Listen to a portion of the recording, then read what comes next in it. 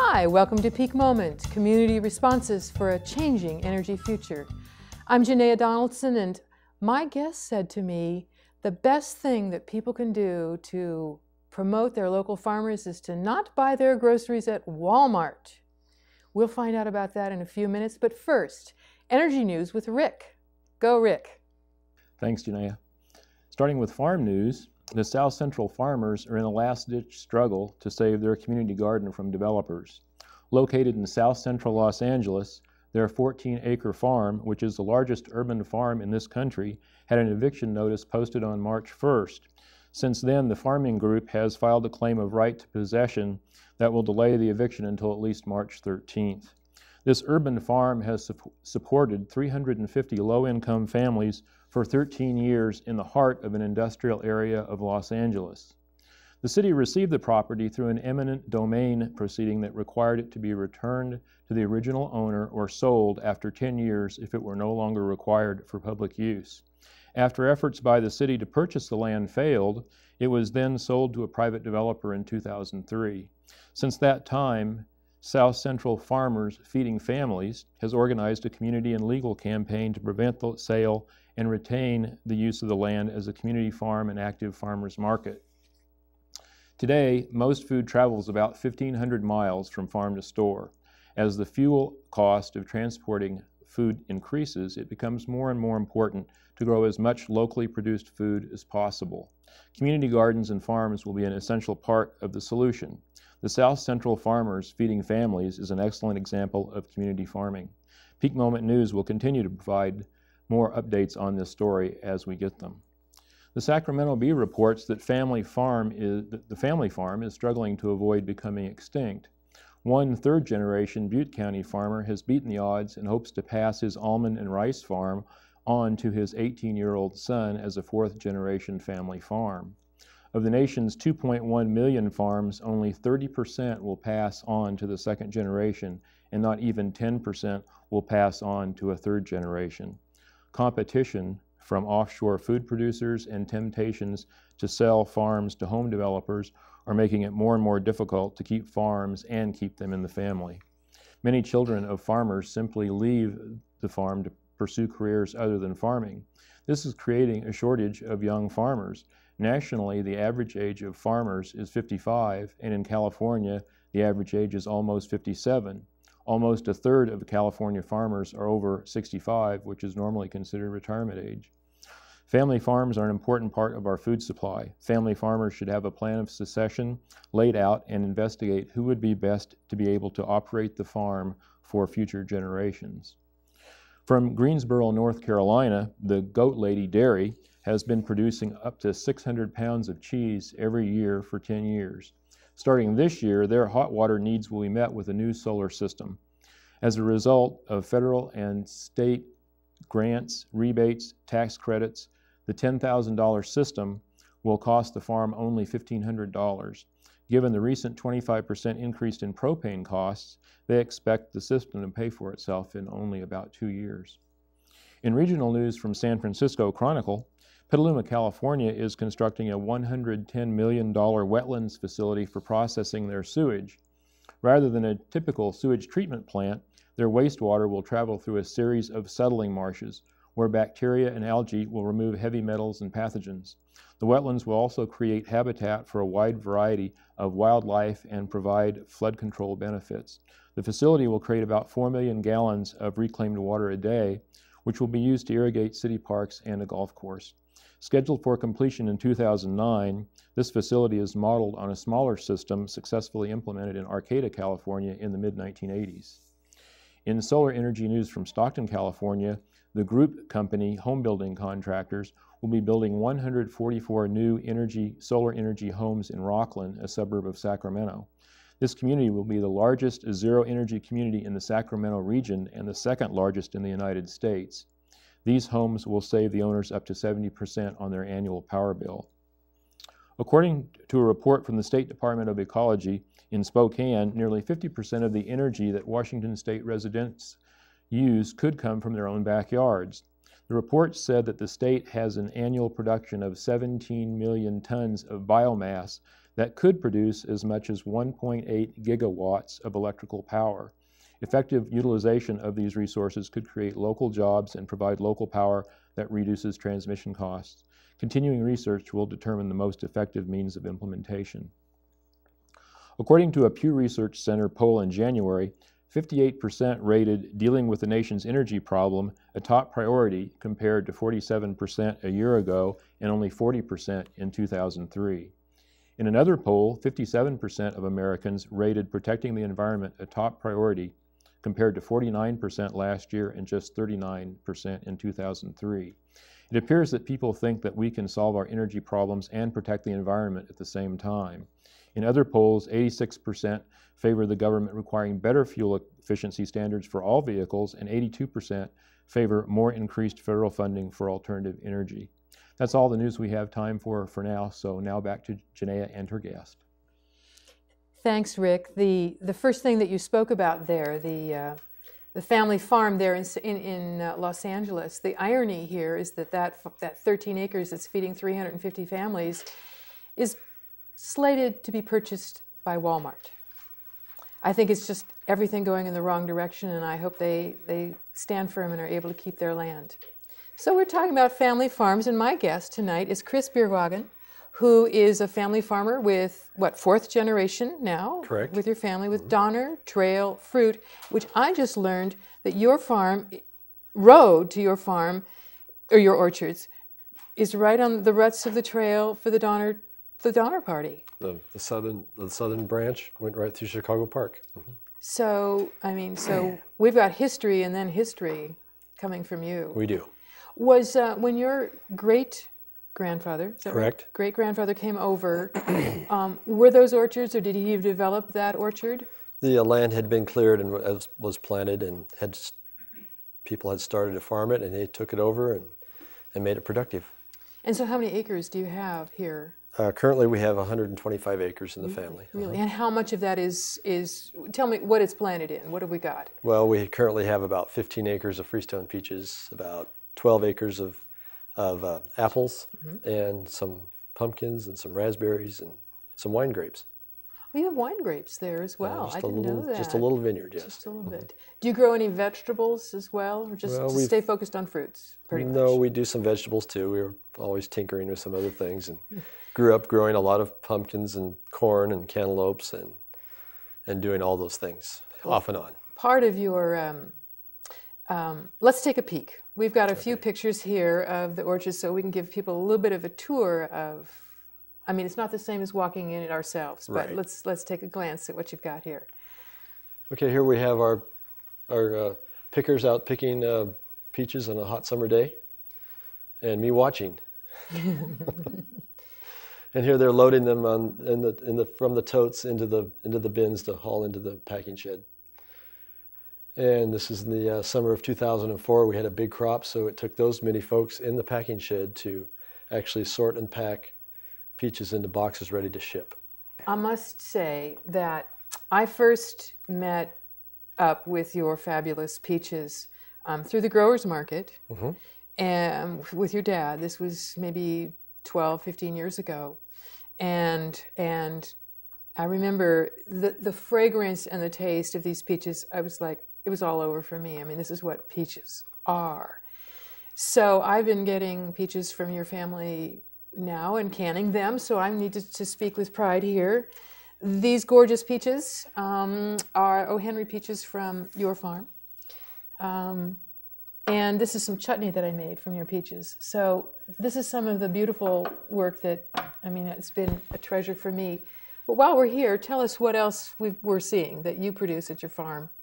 Well, our primary apple is Black Arkansas, the black one, and that's a heritage variety that is a winter variety that keeps well and or lasts all winter long and has that greasy look, actually mm-hmm. preserves itself without refrigeration.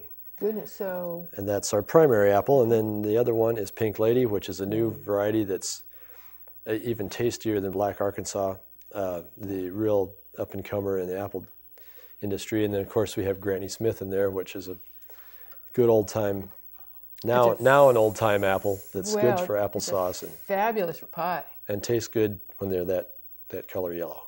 Aha. Oh, good. So, what else do you have here? We have a sample of dried peaches, sun-dried, just freestone peaches cut in half and dried. Those happen to be white ones that taste very good dried. They don't look so great dried, but they taste wonderful. Fabulous. Yeah, yeah. And our apple juice, that's just been pasteurized is all, not filtered. And I saved a gallon of that for the holidays, and it got comments from one end to the other. It's like it's so full-bodied, you know, and so much full flavor. Chris, where do you market? Where do you sell your products? The apples, the black Arkansas, and all of our peaches are primarily in the Bay Area, in wholesale markets in the Bay Area. Okay. Okay. So maybe about 80% of the crop goes there, and then the rest in the local area. And how do you distribute them, or how are they sold in the local area here for feeding us? Oh, for all aspects, grocery stores, directly to grocery stores, the local growers markets, and on our farm. Okay. Are any of the restaurants carrying your fruit yet? Well, we work on and off. It's a little difficult to keep them supplied with a small amount of fresh fruit all the time, so that's a challenge to currently no. Okay. Okay. I mean, I bet you if we had a really good apple pie bake, well, we do. You have pies at tell us about Happy Apple Kitchen, because that's another place where we can use your fruit. Happy Apple was started by my mom as a supplement to the farm when she had a lot of kids to support, and started making apple pies because she was a good cook, and then made hamburgers and things to go along with it. That was about 30 years ago. Well, Happy Apple Kitchen is just up the road from your farm. Correct. And I need to let the viewers know that if they go there in peach season and get the peach shake, they will feel like they've died and gone to heaven. Oh, these are good. Peach shakes and peach cobbler are a hit all summer long. And as long as there's fresh peaches, they taste really good. So as a family farmer here, you're fourth generation. Many of the issues that Rick spoke about in the news are issues that you're facing. Correct. How do you keep this farm afloat? What about the young people? And I think in particular, as we look ahead to needing to feed ourselves from closer to home, I mean, frankly, I want to be selfish and say we want to have more that you've been sending to the Bay Area.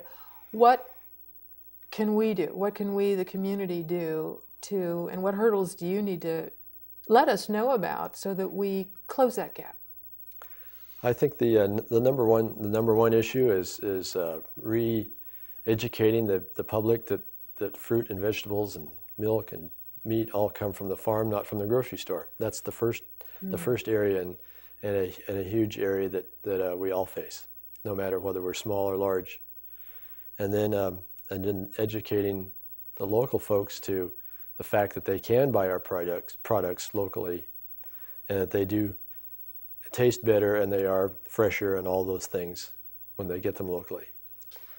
Unfortunately for us, the higher price markets are further away, and so we continue to battle the difference between quality and low cost, high quality and low cost versus low cost, and so that's a continuing issue for consumers. So let me see if I understand that the better paying markets in the Bay Area, correct, will pay a better price than our local folks. Right.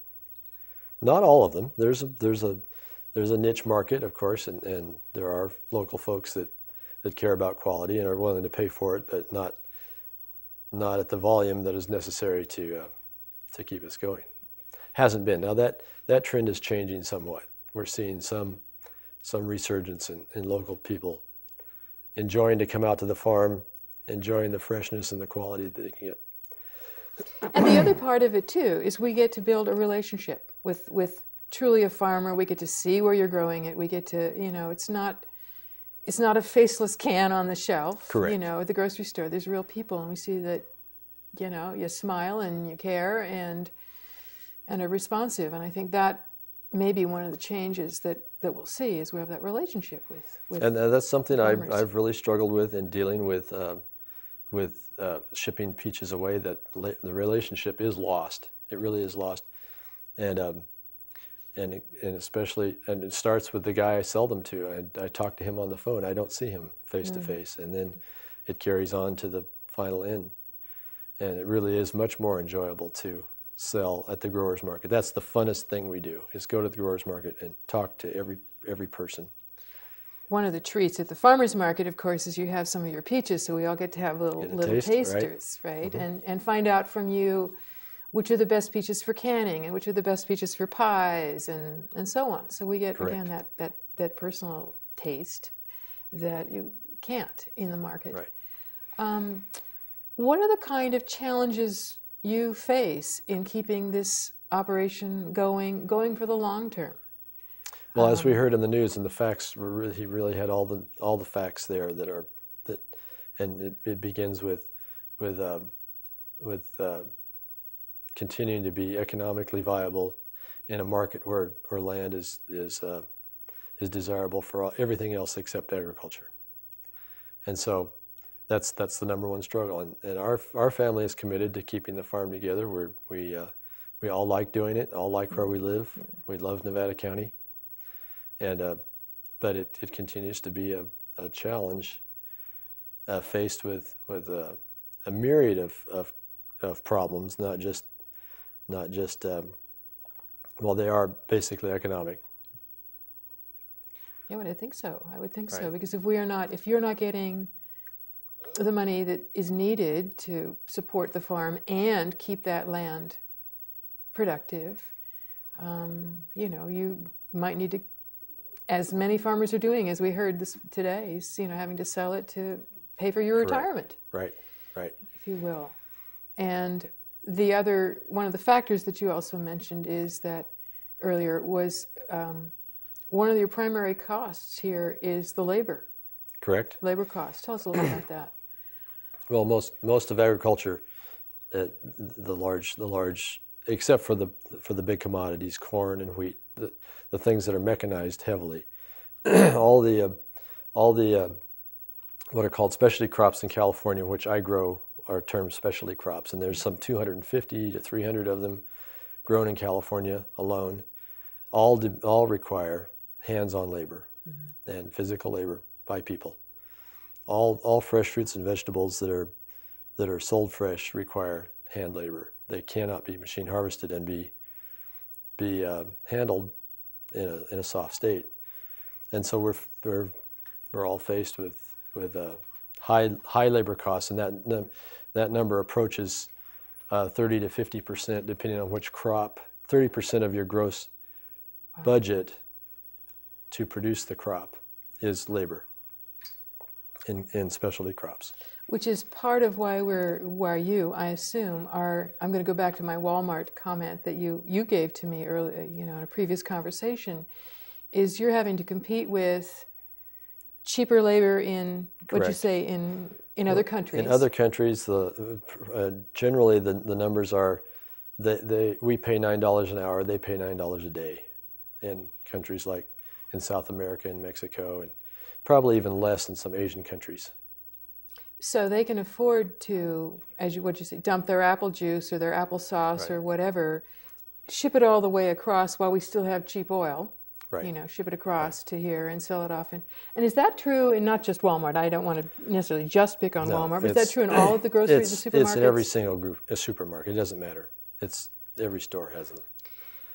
So, whether it's olives from Spain, most canned olives consumed today are from Spain. I'm shocked to hear that, because we've got olive growers here in Northern California. And if you follow the trend with olives in California, the trend is to specialty olive oils and those kind of things, but not the canned olives. Because they can't compete. Right. So those come from Spain. Canned peaches today come from Greece. That's crazy. And, it's and we and the list goes on of different, and they're all individual stories, but then all different outcomes. But we import a lot of orange juice and apple juice from Brazil, from China. When you mentioned this to me, I went and looked at my organic or frozen orange juice concentrate from Brazil. I couldn't believe this. Right. So are we still growing oranges? Well, certainly in Florida and Right. so on. Are we growing any more still in California? We grow, I don't know the numbers, but Right, and most of the oranges in California are for fresh consumption because of the quality. Well, one perhaps silver lining is as the fossil fuel prices go up, as the gasoline prices go up, it will become less cost effective, we're hoping, to ship things all the way around the planet as we now are, which puts us in, hopefully you, in a better position. But if we want to make sure that our farmers here, I'm going to put your Farm Bureau hat on for right now. If we want to make sure that our farmers are staying afloat, the farms are staying together, and that we have young farmers, I mean, is that also a concern here? Is we've got young people to come in and learn this art, this science. What are the kinds of things the folks at the Farm Bureau and the farmers there, what do they need from all of us to help not only stay afloat, but maybe even expand our capability here to feed ourselves? Well, first off, they need to be educated about the facts that we just heard on the news. Those facts have been around for a while now, and they continue to be more important all the time. And certainly, what's holding back, what causes the age to go up is the inability for young people to outright buy farms, be able to buy farms and make the investment off of and pay for it out of what they earn off the land. They simply cannot do that in California like they used to be able to on their returns. And as their returns go down and costs go up, that just squeezes them out of the market. You bring to mind an idea that I read about from a group in Massachusetts that has the notion, I don't know whether it's happened on the land yet, the notion of the community holding land in trust, farming land in particular, because it's valuable to the whole community to have it kept and so the young farmers then don't have to buy that land outright. They have long-term leases or they're tenant farmers, but they know that it won't be taken away from them.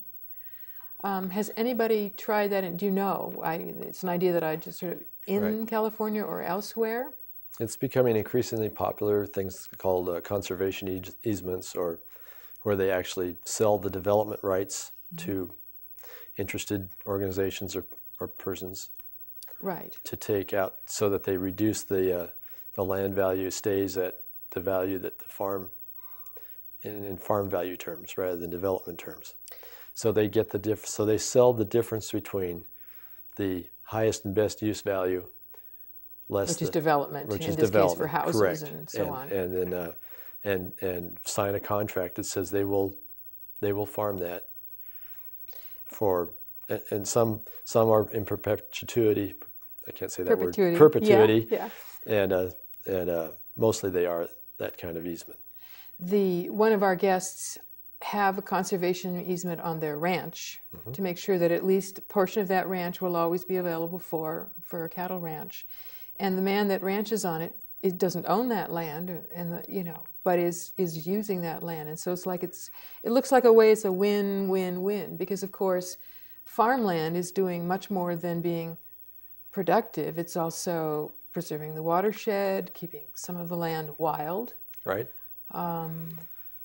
You're good stewards, I would assume, for the water and erosion and lots of other things. One of the benefits is the wildlife habitat that lots of farmers provide for wildlife by the fact that they're farming and keeping it out of development.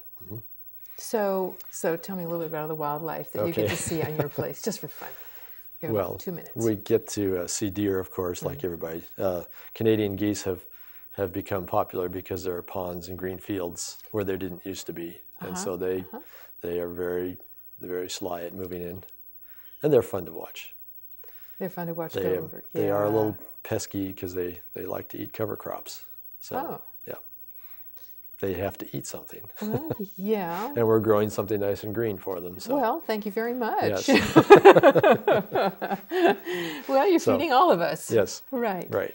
So, just go ahead. Go ahead. Well, that's one of the good news stories is Ducks Unlimited in California, with the rice farmers getting together with the waterfowl, and by flooding their fields in the wintertime, they provide habitat for migrating waterfowl, which has been a real win-win situation, both for rice farmers and for waterfowl enthusiasts. So in our last couple minutes, any gems that we haven't remembered to tell folks about? Buy local. Go to the growers market. Right. You can get Bierwagen peaches over at SPD markets. Correct. Right. At the local, no, at the local natural food stores, because they are organic. Yes. Right. Okay. So California Organics and Briar Patch. Right. Right. Where do you get your apple juice? Apple juice you can get at the SPD stores. Okay, we can get that. And of course, there's Happy Apple Kitchen where we can get apples. And I will apple juice. Clue in the local folks is that you can call to the Donner Fruit and you can ask them to set aside a flat of first or seconds in the peaches and have them set for yourself for making pies and canning and drying. Right. And if the weather cooperates, the next couple of weeks we'll have peaches all summer long. Yes, yes, which is heavenly, heavenly. Yes. I'm very grateful to you and to the other growers in our community that we have you here, and I'm hoping for our community's sake that you'll not only be here, but we'll have more of you. Well, we hope to be. So, thanks so much. Well, thanks for having me. This has been wonderful. My guest is Chris Bierwagen with Donner Fruit Trail. And thanks for watching Peak Moment, Community Responses to a Changing Energy Future. We're talking to somebody who's going to help feed us for the next few decades. Thanks for watching.